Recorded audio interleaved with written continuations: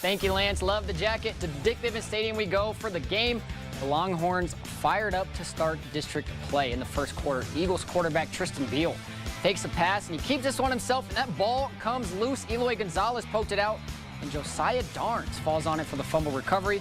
The very next play, that ball must have had some butter left on it because it slips out of the hands of Juan De La Cruz, and the Eagles get a fumble recovery of their own, and they made sure to capitalize. Braden Henry to the back corner of the end zone.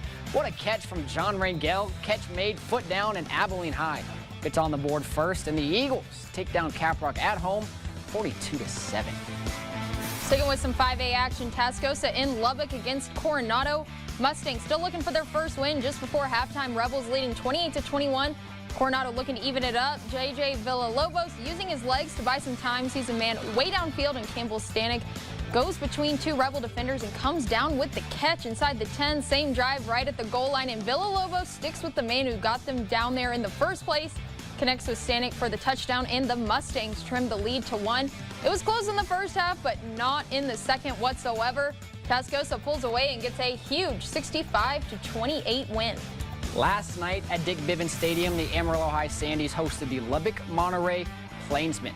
Sandies quarterback Jet Lopez in the shotgun, scanning the field, and he spots Tate Blackwell wide open in the end zone, puts it on the money, and puts 6 points on the board for the Sandies. Amarillo High working the passing game, but also the ground and pound. Jude Donovan gets the carry. A huge hole at the line, a burst of speed, and there goes Donovan untouched on his way into the end zone. And why not add one more for good measure? Jude Donovan again gets the carry to the left. At least that's what we thought. It's actually Blackwell going the other way with the ball. Fooled the camera and fooled the defense. The lead brought from Lopez out in front, and Blackwell gets in for a rushing touchdown. And Amarillo High starts district play on the right foot. They get the 37-21 win over the Plainsmen. We'll send it over to Alyssa Spangler for the extra point interview with the Sandies. Yes, Maya and Zach, I'm here where Amarillo High just won big in their first district game of the year. Coach, great stuff by your team. What'd you like? It was. I liked almost everything about it. Didn't like all the penalties. We had way too many penalties tonight. I think we played really, really hard, played really well on both sides of the ball and in the kicking game. Didn't like the penalties, but we're sitting in a good spot being 1-0 in district. That's really all that matters. Non-district schedule's over. We're currently 1-0, and it's a good spot to be in. I'm also here with Deuce Patterson, the only freshman that's starting for Amarillo High. Deuce, I heard your name over and over. Every time there was lockdown on defense, it was your name. How are you feeling after that game?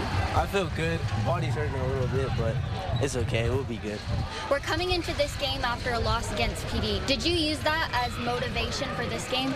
Yeah, I did. I don't like to lose. It's not a good feeling. Coach, and we got Abilene High next week. What can we look forward to seeing from your team? I think you're going to see a team that's encouraged and motivated to win, and a team that's going to give their best effort. I have no doubt in my mind with our kids that we're going to give our best effort next week. Win or lose, we're going to go out and play really, really hard. And we saw Monterey. They played all 4 quarters. They did not let up. How do you motivate your team to not let up? That's right. It's keep your foot on the gas pedal. Don't let up. Stay focused. When you get a lead, a lot of times when you're dealing with teenage kids, they lose their focus and start enjoying it.